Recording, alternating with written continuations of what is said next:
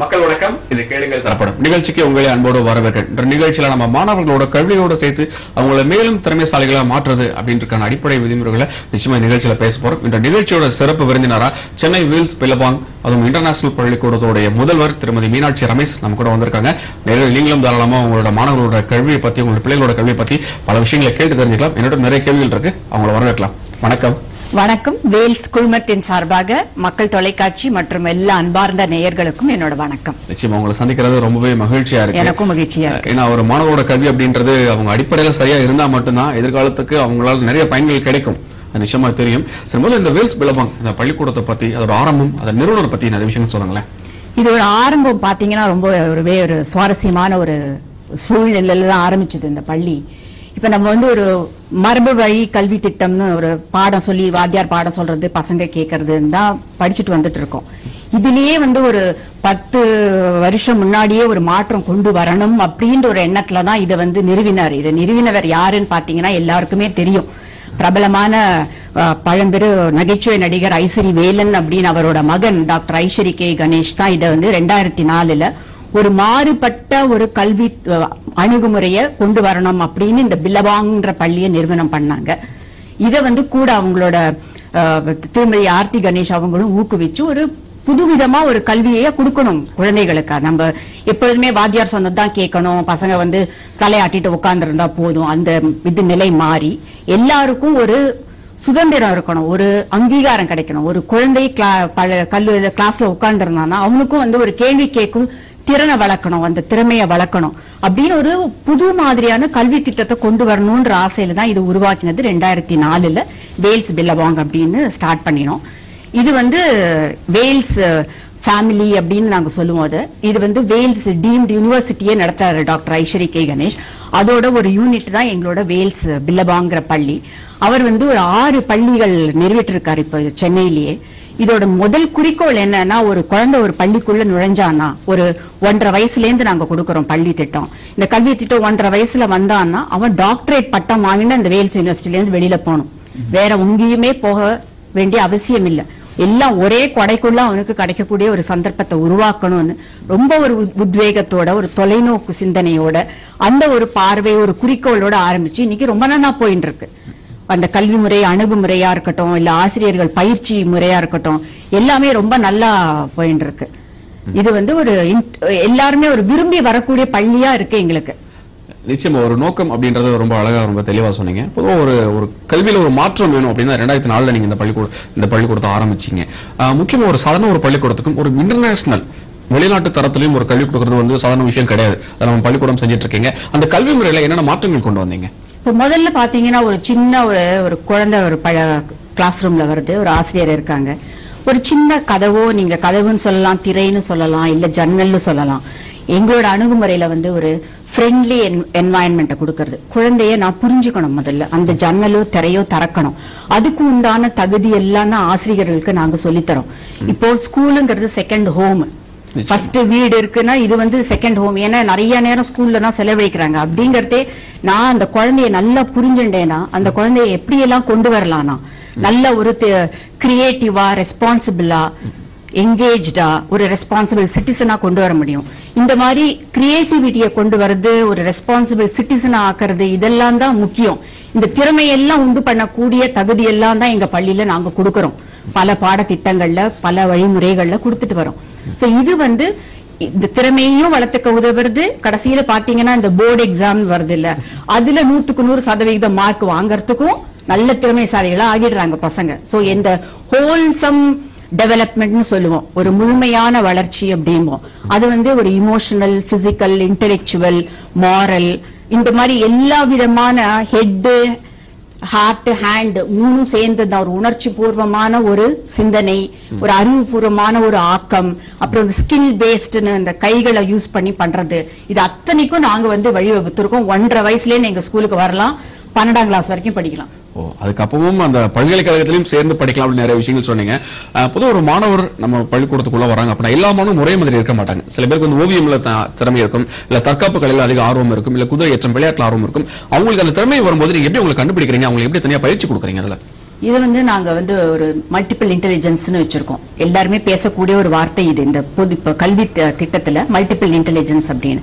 இப்ப நாங்க பாடத்திட்டத்திலே என்ன பண்ணுவோம்னா, ஒரு ரிவர்னு ஒரு டாபிக் எடுத்துன்னு வச்சுக்கீங்க. ஒரு குழந்தை வாயால ரொம்ப நல்லா பேசும், ஒரு குழந்தை படத்துல ரொம்ப நல்லா வரையும், ஒரு குழந்தை வந்து ஒரு சீனோ ஒரு டிராமாவோ டான்ஸோ ரொம்ப நல்லா ஆடும், ஒரு குழந்தை வந்து அது வந்து ஒரு பேச்சு திறமையில கொண்டு வரலாம், இல்ல பேசக்கூட முடியாது ஆனா ஆக்ஷன்ல பண்ணக்கூடிய ஒரு தகுதி இருக்கலாம்.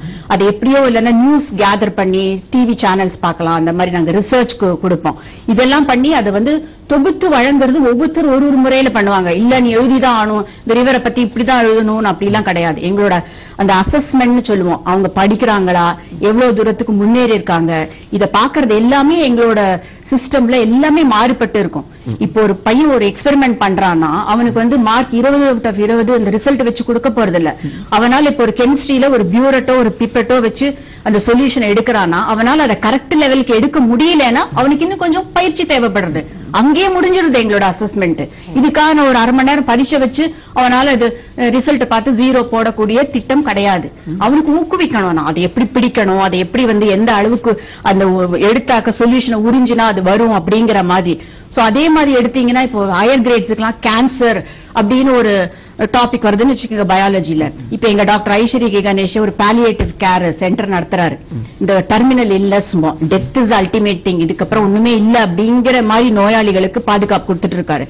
பசங்க என்ன பண்ணுவாங்க, ஒரு கம்யூனிட்டி சர்வீஸ் நோக்கமும் இருக்கும், சமுதாய சிந்தனையும் இருக்கும். பசங்க அங்க போய் இப்ப கேன்சர்னா அது எப்படி வந்தது, எதனால வந்தது, இது மாதிரி ஆராய்ச்சி பண்ணி அதை ஒரு பரிசீலனை பண்ணி அதை ஒரு கேள்வி தாளா கொடுப்போம். நாங்க ரெகுலரா கொடுக்க மாட்டோம். போர்டு எக்ஸாம் விடுங்க, 10th 12th எப்படி இருக்க போறது, 10th 12th அது வேற வழி கிடையாது. ஆனா பவுண்டேஷன் பாத்தீங்கன்னா ஒண்ணு செயல் திட்டம் பாடமுறை எல்லாமே மாறுபட்டுதான் இருக்கும் எங்க பள்ளியில. அதே 1.5 வயசுல இருந்து கடைசி வரைக்கும் அவனுக்கு இந்த மாதிரி ஒரு அதே மாதிரி விளையாட்டு திறன் இருந்தா நிறைய என்கரேஜ் பண்ணுவோம். ஸ்போர்ட்ஸ் இருந்ததுன்னா விளையாட போனோம், விளையாட விடுவோம். இதுதான் பண்ணியானும் ரிஜிடா ரூல் கிடையாது. ஆனா டிசிப்ளினும் இருக்கணும், அந்த ஒரு ஃப்ரீடமும் கொடுப்போம், டிசிப்ளினும் கொடுப்போம் ஸ்கூல்ல. அதனால ஒரு சைல்ட் ஃப்ரெண்ட்லி என்வாயன்மெண்ட்ல பசங்க நல்ல ஒரு திறமைசாலிகளா வரக்கூடிய நிறைய ஆப்பர்ச்சுனிட்டி, சாஃப்ட் ஸ்கில்ஸ் எல்லாம் சொல்றோம். இப்ப சாஃப்ட் ஸ்கில் நேத்து கூட நான் அந்த இதுல நேயர் இதுல பார்த்தேன். இந்த மாதிரி இந்த debating skill, group discussion skill இதெல்லாம் நாங்க வந்து 1ஆம் கிளாஸ்ல இருந்தே ஸ்டார்ட் பண்ணிடுவோம். ஒரு டிபேட்டிங் செஷன் மாதிரி வைப்போம். வச்சு ஷுட் த பாய்ஸ் கிரை அப்படின்னு கேட்போம். ஒரு பாடத்துல சென்ஸ் ஆர்கன் பத்தி வந்திருக்கலாம், அந்த சென்ஸ் ஆர்கன்ல கண்ணை பத்தி படிச்சிருப்போம்.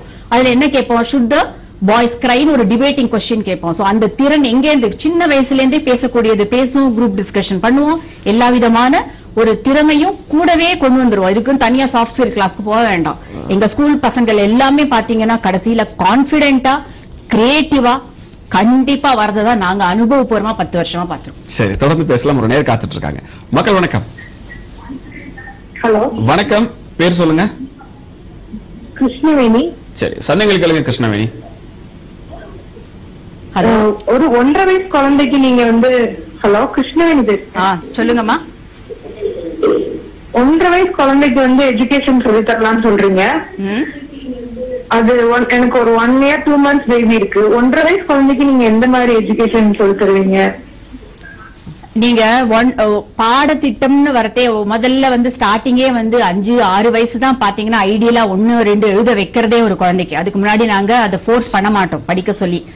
அது என்ன பண்ணுவோம், அந்த குழந்தைகளுக்குள்ள மனப்பான்மை, அதுகளுக்குள்ள திறன், இதெல்லாம் ஆற்றல்லாம் வச்சு அதுகளுக்கு என்ன பண்ணும். 1.5 வயசு குழந்தை என்ன பண்ணும், மிஞ்சி மிஞ்சி போனா கொஞ்சம் நடக்கும், கொஞ்சம் உட்காரும், கொஞ்சம் விளையாடும். இதுக்கு என்ன பண்ணுவோம், அம்மாக்களோட கொஞ்ச நேரம் டைம் ஸ்பெண்ட் பண்ற மாதிரியும் வச்சுப்போம். அந்த அம்மாவோட அரவணைப்பும் வேணும், எங்களோட அணுகுமுறையும் அதுக்கு விளையாடுறதுக்கு கொடுப்போம். இது என்ன பண்ணும், அது வேற என்ன பண்ண முடியும் அந்த குழந்தையால. ஸ்கில்ஸ்ன்னு பாத்தீங்கன்னா மோட்டார் ஸ்கில்ஸ்னு கொஞ்சம் கொஞ்சமா தான் டெவலப் ஆகும் அந்த குழந்தைக்கு. ஒரு 4.5 வயசு 5 வயசு தான் பென்சிலே கொஞ்சம் பிடிக்க முடியும். அதுக்கு தகுந்த மாதிரி ஒரு 1 மணி நேரம் 2 மணி நேரம் அந்த சூழ்நிலையில வச்சா இந்த சோசியலைசிங் ஸ்கில்ஸும் அதுக்காகவே தான் எல்லாருமே வராங்க. இப்போ இப்பெல்லாம் என்ன சார், சகிப்பு தன்மை வேணும், உங்களோட பழகிற தன்மை எல்லாம் அமைதி அப்படிங்கிறோம். அமைதின்னு வரட்டே என்ன வரும், ஒரு சகிப்புத்தன்மை வரணும், மத்த ஷேர் பண்றது, கூட பகிர்ந்துக்கிறது, இதெல்லாம் தானா ஆட்டோமேட்டிக்கா நாங்க ரிஜிடா இதுதான் பாடத்திட்டம் அப்படின்னு சொல்ல மாட்டோமா. அதுக்குள்ள என்னெல்லாம் பண்ண முடியுமோ ஒரு குழந்தைக்கு, ஒரு வீட்டுல என்ன சூழ்நிலையோ அதே மாதிரி நாங்க 2வது வீடா அதை பாவிச்சு அந்த குழந்தைகளுக்கு கொடுப்போம். அது போக போக தானா எல்லாம் கத்துன்றோம். அதுக்கு நிச்சயம் தெரியும், ஒரு வயசு ஒரு 2.5 வயசு ஆறதுக்குள்ளே அந்த குழந்தைக்கு 2 சாக்லேட் ஒரு கையில வச்சு ஒரு கையில இன்னொரு சாக்லேட் வச்சீங்கன்னா அது கண்டுபிடிக்கும் எது பெருசுன்னு. நீ 1 2 சொல்லித்தர வேண்டாம், அது 2 பார்த்தே 2 தான் ஜாஸ்தின்னு சொல்லும் அது. சரி, மிக்க நன்றிமா இணைப்புல வந்ததுக்கு. மற்றும் நேர் பேசலாம். மக்கள் வணக்கம். வணக்கம். வணக்கம், பேர் சொல்லுங்க. ஹலோ, நான் பிரின்சன் பேசுறேன் சார், ராயப்பேட்டால இருந்து. சரி, சந்தேகங்கள் கேளுங்க. கேளுங்கம்மா. சார், இன்டர்நெட் சிலபஸ்ல மாணவர்கள் எவ்வளவு தூரம் அவங்களுக்கு ப்ரொஃபஷனல் கோர்ஸ்ல சேரத்துக்கு ஸ்கோப் இருக்குன்னு கொஞ்சம் தெரிஞ்சுக்கலாமா? கண்டிப்பா மேம். இது பாத்தீங்கன்னா இப்போ தமிழ்நாடு பொறுத்த வரைக்கும் டைரக்ட் என்ட்ரின்னு இருக்கிறதுனால ஸ்டேட் போர்டு மார்க்கு, அப்புறம் CBSE mark, ICSE mark council, அப்புறம் கேம்பிரிட்ஜ் மார்க்ஸ் அப்படின்னு வர பாரபட்சத்துல இந்த வெளிநாட்டு படிப்பு பாடத்திட்டம் சற்று கடினம். மதிப்பெண்கள் பெறது கொஞ்சம் கடினம், கொஞ்சம் சிரமம்.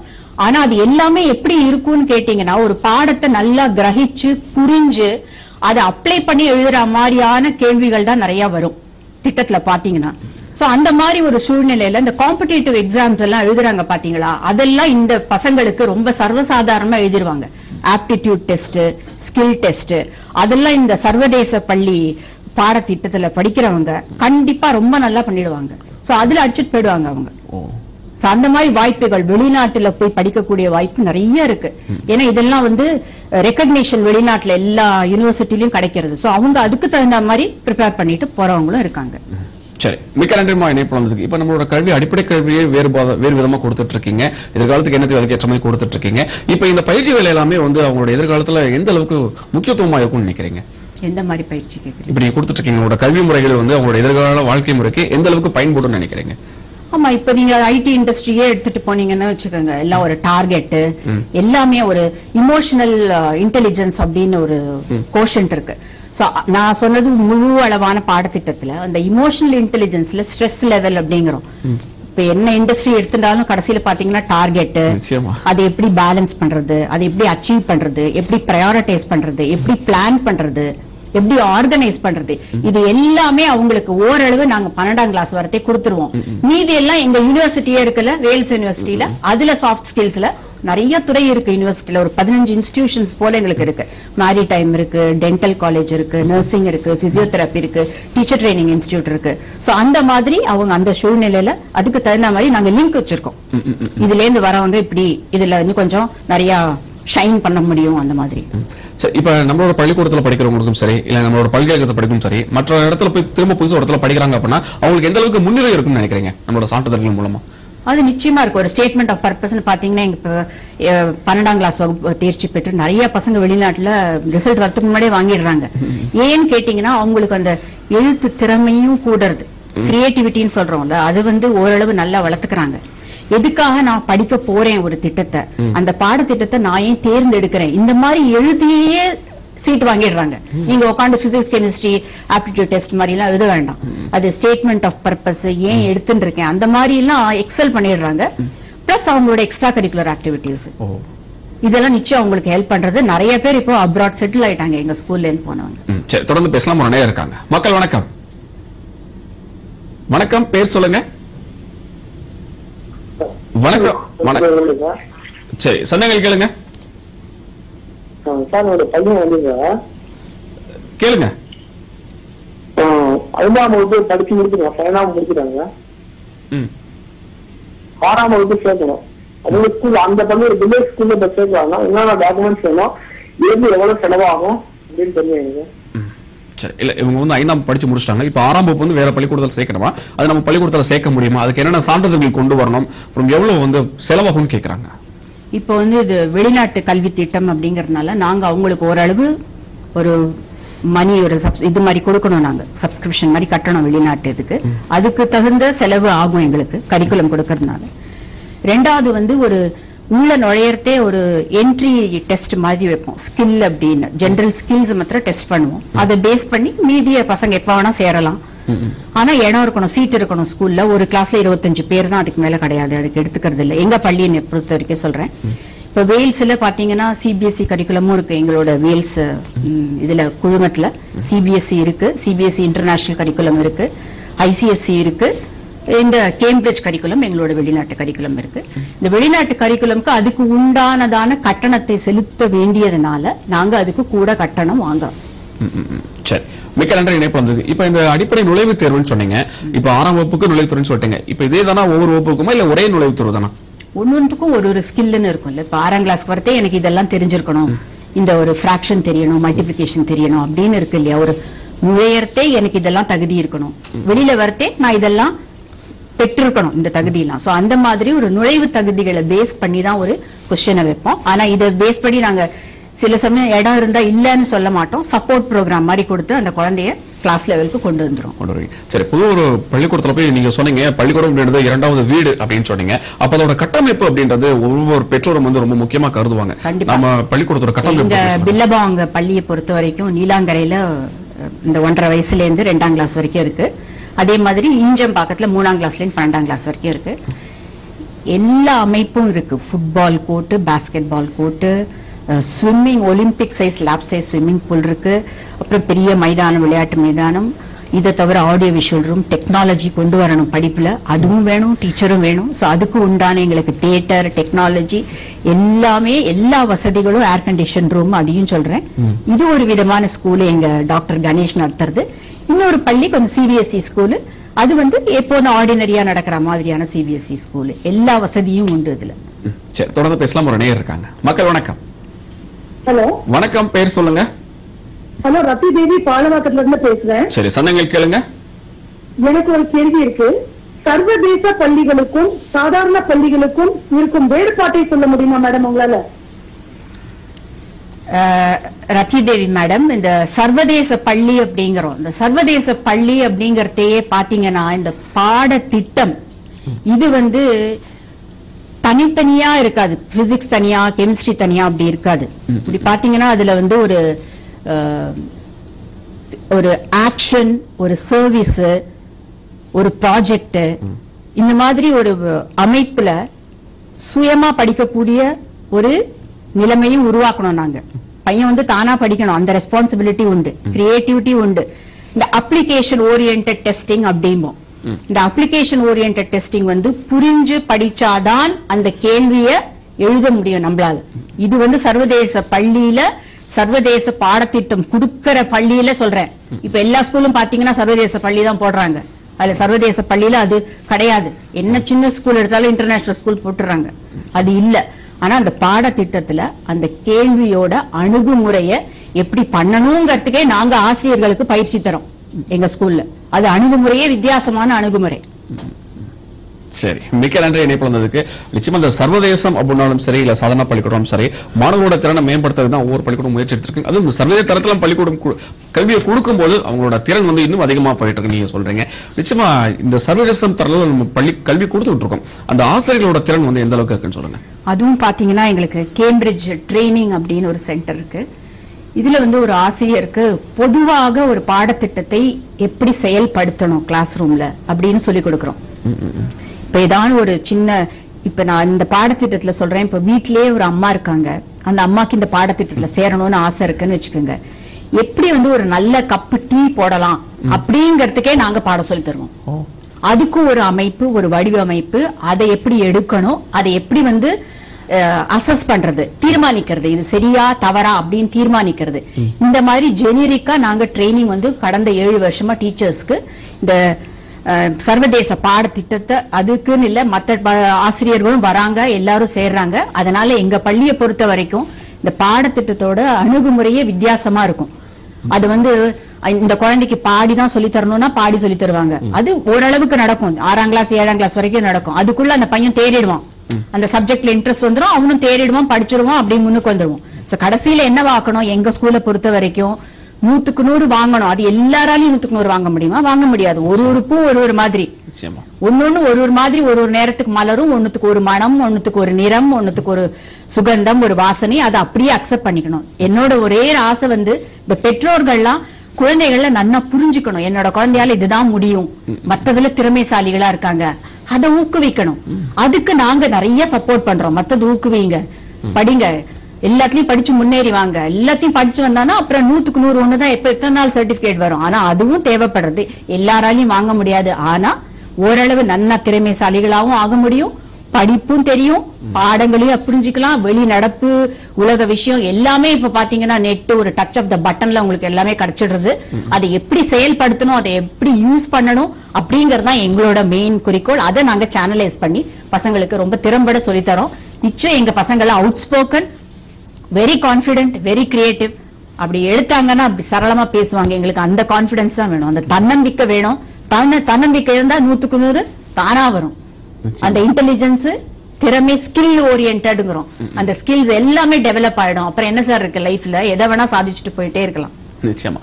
நம்மளோட வேல்ஸ் இந்த பில்லபாங்க பள்ளிக்கூடம் வந்து சென்னையில மட்டும் தான் இருக்கு, இல்ல எங்கெங்கெல்லாம் இருக்கு? இப்போ வேல்ஸ் பள்ளி வந்து சென்னையில 6 இடத்துல இருக்கு சார். ஒண்ணு வந்து தாழம்பூருங்கிற இடத்துல புதுசா நிறுவிருக்காங்க சிபிஎஸ்இ ஸ்கூலு.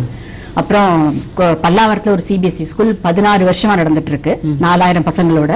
அப்புறம் கண்டோன்மெண்ட்னு ஒரு இடத்துல இப்போ ஒரு சின்ன மாண்டிசரி ஸ்கூல் ஸ்டார்ட் பண்ணிருக்காங்க. நீலாங்கரையில ஒரு ஸ்கூல் இருக்கு, சோழிங்கநல்லூர்ல ஒண்ணு ஸ்டார்ட் பண்ண போறாங்க. இப்போ ஈஞ்சம்பாக்கத்துல இந்த பெரிய ஸ்கூல் இருக்கு. சரி, நம்மளோட பள்ளிக்கூடத்தை பொறுத்தவரையும் சர்வதேச பாடத்திட்டம் அப்படின்னு சொல்லிட்டீங்க. பொதுவாக இப்ப நம்ம இருக்கக்கூடிய இந்த பாடத்திட்டம் வெளிநாட்டு பாடத்திட்டத்தை அடிப்படையாக கொண்டதா? ஆமா, இது வந்து பாத்தீங்கன்னா சர்வதேச பாடத்திட்டம், அவங்களால அமைக்கப்பட்டது, அவங்களால உருவாக்கப்பட்டது. எல்லாமே டெஸ்டிங் மெத்தடு எல்லாமே அவங்களே அனுப்பி எங்க பள்ளியில சென்டரா வச்சு அதை நடத்தி அவங்களுக்கு அனுப்பிச்சு அவங்க தான் அந்த தேர்வை திருத்தி அனுப்புவாங்க. அதுக்கு 2 மாசம் ஆகும் ரிசல்ட் வரதுக்கு.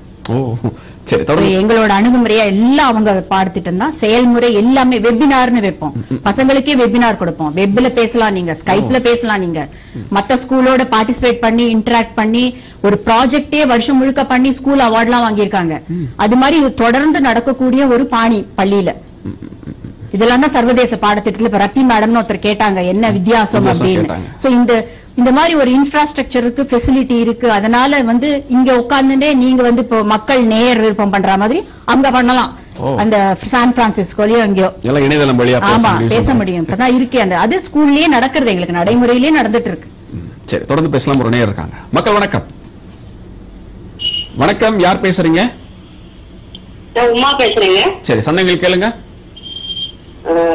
மேடம், அதாவது மைண்ட் ஆட்டிசம் உள்ள குழந்தை, ஒரு 6 வயசு குழந்தை வந்துட்டு உங்க பள்ளியில சேர்க்க முடியுமா? மேடம், இந்த கொஸ்டின் வந்து ரொம்ப ரெலவென்ட், ரொம்ப நல்ல கேள்வி இது. எங்க ஸ்கூல்லயே நாங்க வந்து இன்க்ளூஷன் பாலிசின்னு வச்சிருக்கோம். அதாவது ஓரளவு இந்த நம்ம என்ன சொல்வோம், அந்த ஸ்பெஷலி சேலஞ்ச் சில்ட்ரனுக்கு நடத்துறோம் பள்ளிகள். ஆனா முழு மூச்சாக நாங்க வந்து இதுல இறங்கி அந்த மாதிரி அந்த ஆட்டிசம் எந்த லெவலுக்கு இருக்கு, அதுக்கு எந்த மாதிரி ஒரு துணை ஆசிரியர் தேவைப்படுறா அதெல்லாம் பார்த்துதான் மேடம் நாங்க சேர்த்துக்கிறோம் எங்க ஸ்கூல்ல. ஆனா ஒரு சதவிகிதத்துல இப்போ 40 பசங்கள்ல 30 பசங்கள்ல ஒரு குழந்தைய சேர்த்துக்கலாம் கிளாஸ்ல. அதோட வந்து அந்த துணை ஆசிரியர் ஒண்ணு தேவைப்படும். அதுக்கு வந்து அந்த ஒரு சயின்டிபிக்கா அனலைஸ் பண்ணி அதுக்கு எந்த மாதிரி ஒரு சப்போர்ட் தேவைப்படுறதுன்னு பார்த்துதான் நாங்க சேர்த்துப்போம். ஒரு மைல்டு ஆட்டிஸ்டிக் சில்ட்ரன் இருக்காங்க எங்க ஸ்கூல்ல, இல்லன்னு சொல்ல மாட்டேன், இருக்காங்க. சரி, மிக்க நன்றிமா இணைப்பு வந்ததுக்கு. மற்றும் நேர் பேசலாம். மக்கள் வணக்கம். வணக்கம், யார் பேசுறீங்க? சென்னையில இருந்து திருவற்றூர்ல இருந்து பேசுறோம் சார். சரி, சந்தேகங்கள் கேளுங்க. மேம் சொல்லுமா. Hello ma'am. Hello ma'am, integrated Chennai திருவற்றூர்ல இருந்து பேசுறேன் மேம். சொல்லுங்கம்மா. இன்டகிரேட்டட் கரிக்குலம்னா என்ன மேம்? இது ஒரு ரொம்ப நல்ல கேள்வி சார். எங்க ஸ்கூல் பாணிய சொன்னேன் 1.5 வயசுல இருந்து பண்ணி சொல்லி பாடத்திட்டம்ல. இப்போ நீங்க வந்து ஒரு ரிவர்னு எடுத்துட்டீங்கன்னா அதை வந்து வெறும் ஜியோகிராபியா நாங்க பார்க்க மாட்டோம். இப்ப ரிவர்னு எடுத்துட்டீங்கன்னா அதை வந்து ஒரு கணிதத்துல எப்படி கொண்டு வரலாம், அதே மாதிரி ஒரு சயின்ஸ்ல கொண்டு வருது எப்படி, ஹிஸ்டரியில எப்படி கொண்டு வரலாம், ஜியோகிராபில எப்படி கொண்டு வரலாம், ஸ்போர்ட்ஸ்ல எப்படி கொண்டு வரலாம், அதே மாதிரி சோசியல் சர்வீஸ்ல எப்படி கொண்டு வரலாம். இப்போ நதிகள் இணைப்பு திட்டம் பத்தி எல்லாம் பேசுறோம். சோ ஒரு சோசியல் அவேர்னஸ் எப்படி கிரியேட் பண்ணலாம், அந்த மாதிரி ஒரு சின்ன ஒரு டாபிக் எடுத்து, எங்களுக்கு ரீடர் தான் சார், டெக்ஸ்ட் புக் எல்லாம் கிடையாது, சின்ன சின்ன கதை புக் வச்சுதான் சொல்லி தருவோம். அதுல இந்த இன்டகிரேட்டட் கோர்ஸ் தான் மேடம் சொல்லி தருவோம், ஸ்ரீதேவி மேடம். இந்த இன்டகிரேட்டட் கோர்ஸ்ல எல்லாத்தையும் பின்னி பிணைஞ்சு இணைத்து படித்து அதுக்கு ஒரு அர்த்தம் கொடுத்தால் அது குழந்தைகளுக்கு ரொம்ப நல்லா இன்கிரைன் பண்ணிப்பாங்க மனசுக்குள்ள. சோ அந்த மாதிரி ஒரு திட்டம் தான் அது எங்களோட. இன்டகிரேட்டட்னா என்ன, ஒண்ணுக்குள்ள ஒண்ணு பிணைஞ்சு அதை ரிலேட் பண்றது ரொம்ப ஈஸி. பசங்களுக்கு லைஃப்ல ரிலேட் பண்ணணும், பாடம் படிக்கிறது ரிலேட் பண்ணணும் லைஃப்ல, இல்லன்னா யூஸே இல்ல, படிச்சு யூஸ் இல்ல. சோ அந்த மாதிரி ஒரு இன்டகிரேட்டட் கரிக்குலம் நாங்க சின்ன பாட கிளாஸ்ல இருந்து பண்றதுனால அது எங்களுக்கு ரொம்ப சௌரியமா போயிடுறது இன்டகிரேட் பண்றது. ஆனுவல் டே இருந்தாலும் தீம் பேஸ்டு தான், திமாட்டிக் பேஸ்டு தான். அதை எப்படி வேணாலும் ரிலேட் பண்ணலாம். ஹிஸ்டரி கொண்டு வரலாம், ஜியோகிராபி கொண்டு வரலாம், கணிதத்துல கொண்டு வரலாம். ஸ்கில்ஸ்னு சொல்றோம், இப்ப மேத்ஸ் ஸ்கில்ஸ் அப்படின்னு சொல்றோம். இப்ப மேத்ஸ் ஸ்கில்ஸ்ல கிராஃப் ரீட் பண்ணணும், கிராஃப் வரைஞ்சா போறாது. இப்போ ஒரு கிராபிக்கல் பிரசன்டேஷன் மக்கள் டிவிலேயே கொடுக்குறீங்க, அதை பார்த்தா எனக்கு தெரியணும் அது எதை குறிக்கிறதுன்னு. அதுக்கு உண்டான தகுதியை நாங்க கொடுக்கணும். இப்ப ரிவர்னு எடுத்துனா எந்தெந்த ரிவரோட அமைப்பு என்ன, நீள அமைப்பு என்னன்னு ஒரு கிராஃப் காமிக்கிறேன்னு வச்சுக்கோங்க. மேத்ஸும் கண்டுபிடிக்கிறான், அந்த கிராஃப் எப்படி இன்டர்பிரேட் பண்ணணும்னு தெரியறது, எந்த நதி நீளமான நதின்னு தெரியறது, அது எந்த நேரத்துல நிறைய ஓடும் தண்ணி இருக்கும், நீரோட்டம் இருக்கும் இல்லாம இருக்கும், அந்த ஜியோகிராபி தெரியறது, அந்த நீர் எப்படி வருதுங்கிறது தெரியறது. சயின்ஸ்ல ரிவர் ரைடிங்லாம் எப்படி பண்ணலாம், ஸ்போர்ட்ஸ் அட்வென்ச்சர் அதுல தெரியறது. அந்த மாதிரி எல்லாத்தோட இணைச்சு விட்டுருவோம். பாட்டு, டான்ஸ் எல்லாமே வந்துரும். சோ ஒரு என்ன சொல்றது, ஒரு கிளாஸே பாத்தீங்கன்னா ஒரு வைப்ரண்டா, ஒரு ரொம்ப ஒரு இதுவா இருக்கும், சந்தோஷமா இருக்கும். ஒரு குழந்தைக்கு அந்த இடத்துக்கு வரணும் அப்படின்னு ஆசை வந்தாதான் பாடத்துல மனசு லயிக்கும், மனசு லயிச்சாதான் உள்ள போகும், உள்ள போனாதான் இருக்கும், அப்புறம் அது தானா வெளியில வரும். சரி, மிக்க நன்றி மாயினே பிறந்தது. அப்ப அந்த அடிப்படையில இந்த கற்பனை திறனை நீங்க வளர்த்து விடுறீங்க, அதாவது எதிர்காலத்துல அவங்களுக்கு ரொம்ப ஒரு பெரிய ஆளா வரதுக்கு உதவி செஞ்சுட்டு இருக்கு. சரி, கிட்டத்தட்ட ஒரு 10 ஆண்டுகளா இந்த மேல இந்த கல்வி நிறுவனம் நடத்திட்டு இருக்கீங்க. இந்த சர்வதேச கல்வி வேணும் அப்படின்னு பெற்றோர்கள் எந்த அளவுக்கு விழிப்புணர்வு அடைஞ்சிருக்காங்க? இப்ப ரொம்ப இருக்கு சார். இப்ப பாத்தீங்கன்னா லேட்டஸ்டா டைம்ஸ் ஆஃப் இந்தியால கூட முந்தானேத்து ஒரு ஆர்டிகல் பார்த்தேன்.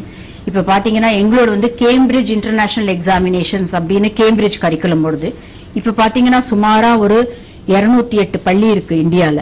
இதே பாத்தீங்கன்னா மொத்தமா இன்டர்நேஷனல் ஸ்கூல்ஸ் எடுத்துனீங்கன்னா போட்டிருக்கோம் ஒரு இன்டர்நேஷனல் பேக்கலாரியேட்னு இருக்கு, ஐபி கரிக்குலம்னு ஒண்ணு இருக்கு. இது இதை விட ஒரு படி மேல. இப்ப பாத்தீங்கன்னா ஹைதராபாத், பெங்களூர் அங்கெல்லாம் இந்த ஐபி கரிக்குலம் ஜாஸ்தி. கேம்பிரிட்ஜ் கரிக்குலம் இப்போ தமிழ்நாடுல ரொம்ப பிரிவலண்டா ஆயிட்டு இருக்கு. இது முன்னாடி இவ்வளவு கிடையாது. ஆனா இப்ப எல்லாருக்குமே இதை விருப்பப்படுறாங்க. ஏன்னா இது அந்த மாறுபட்ட கல்வி முறை, அணுகுமுறை, ரோட் மெமரைசேஷன் கிடையாது. எல்லாம் அப்படியே புரியாம நொற்று பண்ணி 100க்கு 100 வாங்குறதுல என்ன சார் பிரயோஜனம்? அது கிடையாது. சோ அணுகுமுறைன்னு சொன்னேன்ல, புரிஞ்சு அப்ளை பண்ணி அது அதுக்கு சம்பந்தப்படுத்தி எழுதி, அதுதான் அவனோட திறன். அங்க கிரியேட்டிவிட்டியா யோசிக்கணும், இது சரியா இருக்குமா, இது ஏன் தவறு அப்படின்னு கேஸ் ஸ்டடி பண்ணணும். இந்த மாதிரி ஒரு நிலநடுக்கம் வந்ததுன்னா இந்த நிலநடுக்கத்துக்கு முன்னாடி யாரானும் ஆராய்ந்திருக்காங்களா, அதுக்கு உண்டான டேட்டாலாம் இருக்கா, எண்ணிக்கைகள்லாம் இருக்கா, இதை சரி பார்த்து இதோட ஒப்பிட்டு பார்க்க முடியுமா, இந்த மாதிரி ஒரு சூழ்நிலை உருவானா என்ன பண்ணலாம், இந்த மாதிரி கேஸ் ஸ்டடி எல்லாம் தான் வரும் அதுல. சோ இது ஒரு நிச்சயம் அந்த ஒரு குழந்தைகளுக்கு ஒரு விருப்பப்படுறாங்க, பேரண்ட்டும் நிறைய விருப்பப்படுறாங்க, இந்த மாறுதல் வரணும் அப்படின்னு விருப்பப்படுறாங்க. நிச்சயமா ஒரு எதிர்காலத்துல ஒரு கடுமையான வாழ்க்கைக்கு ஏற்ற மாதிரி ஒரு எளிமையான வாழ்க்கையை நம்ம எப்படி வாழணும் அப்படின்றத நம்ம கல்வி நிறுவனம் ரொம்ப அழகாக மாணவர்கள் கத்துக் கொடுத்துட்டு இருக்கீங்க. நிகழ்ச்சியில வந்து கலந்துக்கிட்டீங்க. மக்கள் தொலைக்காட்சி சார்பாக மிக்க நன்றி. மிக்க நன்றி கார்த்திக், எனக்கும் ரொம்ப சந்தோஷம். இங்க வேல்ஸ் குழுமத்தின் சார்பாக ஒண்ணு சொல்ல விருப்பப்படுறேன். இந்த ஒரு குளோபலைசேஷன் அப்படின்னு சொல்றோம். இந்த குளோபலைசேஷன்ங்கிறது கடைசியில பாத்தீங்கன்னா அமைதி, வளம், வளர்ச்சி, இது தழைத்து ஓங்கணும். இதுக்கு வேல்ஸ் கண்டிப்பா நாங்க எல்லாருமே உறுதுணையா இருக்கோம். அதுல இன்னும் கொஞ்சம் நாங்க இந்த வெபினார், ஸ்கூல் லிங்க் எல்லாம் சேர்த்து இன்னும் கொஞ்சம் நாங்க ஒரு பெரிய என்ன சொல்றது ஒரு காடு மாதிரி வளரணும்னு நினைக்கிறோம். அதுக்கு எல்லாரோட ஆசையும் இருந்தா நாங்க நிச்சயம் இந்த அமைதி, வளம், வளர்ச்சியை கடைபிடிப்போம் என்று சொல்லி இந்த ஒரு மக்கள் தொலைக்காட்சிக்கு இந்த வாய்ப்பு கொடுத்ததுக்கு ரொம்ப நன்றி.